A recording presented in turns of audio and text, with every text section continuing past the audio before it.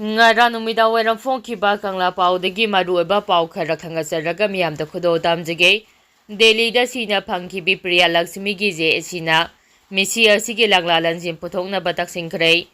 ngarang Delhi gi Maharani Bagh ta sina phangkhibi ki Priya Lakshmi gi misi asi yamna chingnaninga oiba maramna Manipur gi governor amasung chief secretary na misi asigi matangda achumba langla lanjim puthokna mihapa singjarak piyo haina JAC against the protect killing of KS Priya Lakshmi gi co-convener and Biswar Upnatak Singkray.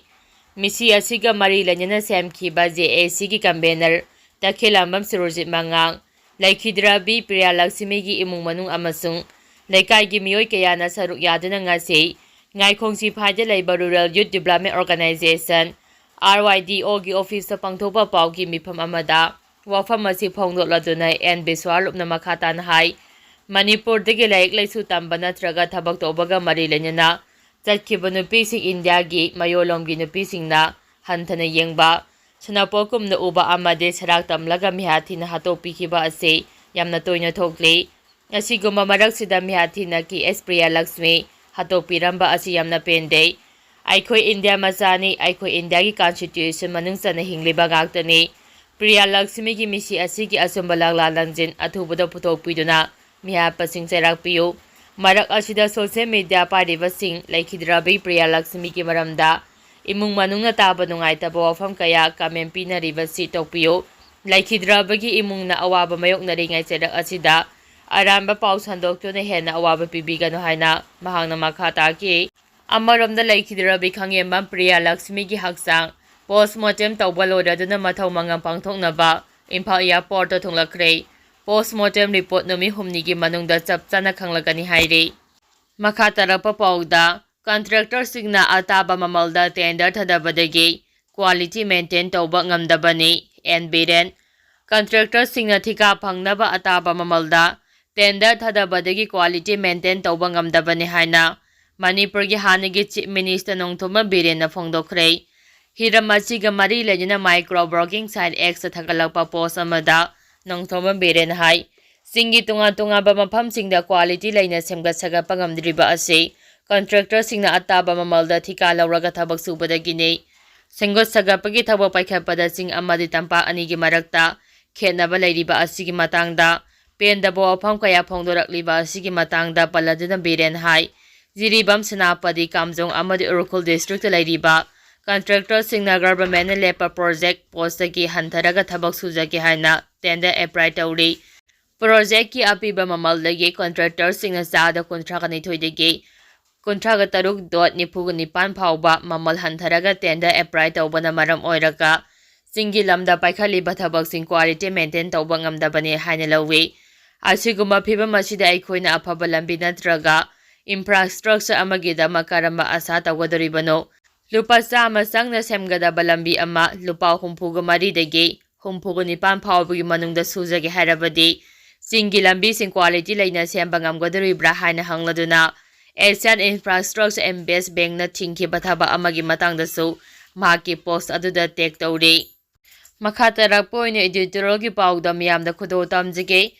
PR lengang na law and order control ngamdabadagi miyami painare Manipur gi law and order control ngamdabadagi Delhi da lengang lon gi chukli paidiba BJP gi Narendra Modi na luchingba NDA lengang na popular government inturaga PR thamjingki badagi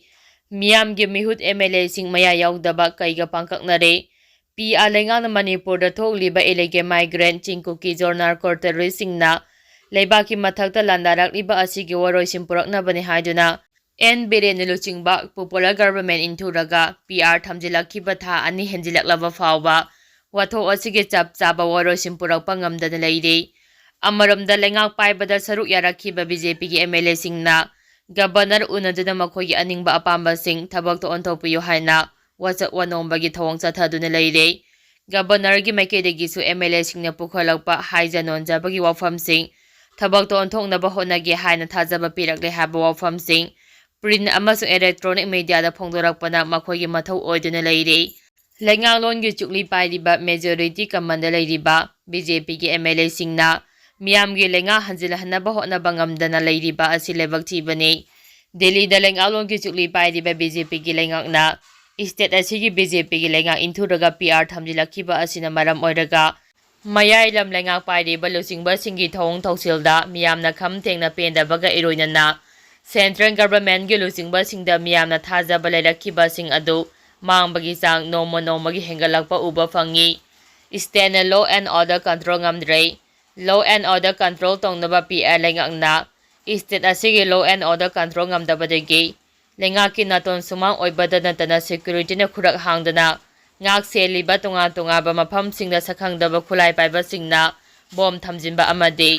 nomai chingdo na kihan khangandana lakphoi bagi thabak sing khurak hangdana chatharakpada PR lengang na karisu tawba ngamdaba sina miyamgi mafamda akidu jungba poknarakhibani masimakti khwaidigi chawba laibak thibani PR lenga haibase Central Government hak thengnana lenga lolgi sugli paisinduna law and order ngak semba amadi state na paikhapa ngamdaba chakwa thorangi thabak thoram singda akhanaba mieng changduna loisinaba honabani logi wangbada Indo-Myanmar border ngamkhai lanchil aklaga Manipur gi apamba saktam thugairaga ching Kuki jo singna state asigi manungda Kuki singi khaktagi oiba lebak jalengam semnaba lebaki mathakta kham thengba war crime chatharakhiba sahi ani mapum phajil aklaba fawba masigi waroisin state na purakpa ngamdre haibagi Central Government na masigi waroisin purakna bani haiduna PR thamjilakhibani President rule na National Highway sing yaungna state asigi manungda miyamna chathok chasin tawbada ching Kuki jo singi miyoi singna athingba thamliba asi handok handuna miyamba free movement tawhannaba lauthokhiba adu mai papa ngamdana leide loina maitei singi senglaba laifamnel oiriba kauburo amasung thangjing chingda changduna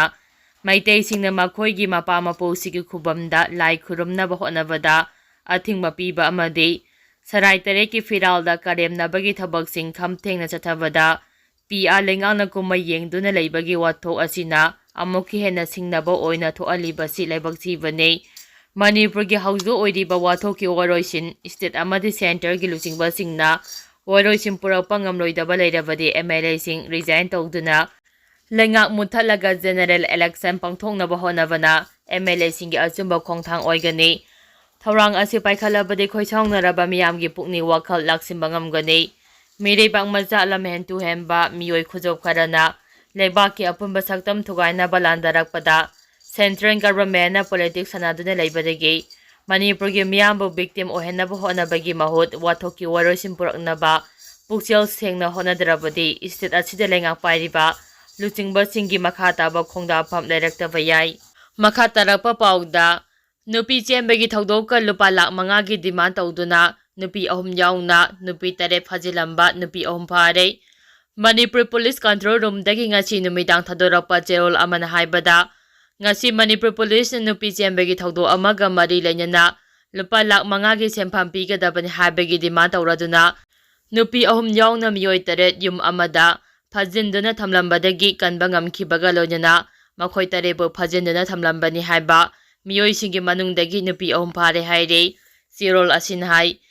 Nupi ahum yaungna miyoi tare adu Langgol lai manaida leiba yum amada phajinduna thamlambani haire aduga makhoi tare pochel gi demand tawraduna phajilambada chenabani haiba Nupi ahum phagalei pharaba sing thongjang mayai leikai gi thangjam basanti leima chai yangkai chingangai dagi waikhom gitta chai 33 amasung changangai uchekon dagi kaibam sundari chai yangkai tare ni haide makha tarapa pauda Kuki singa center ga naronda yasinakhrabara haina chingnari athauba India lenga ka Kuki meten singbu process oina sijinari nakal ani gi oiba marai sina Kuki singi demand singi matangda India lenga ka narolda yanaba ama lairamba yabagi chingnaba lei haina Coordinating Committee on Manipur Integrity Kokomi gi convener Khuraijam athaubana phongdokhrei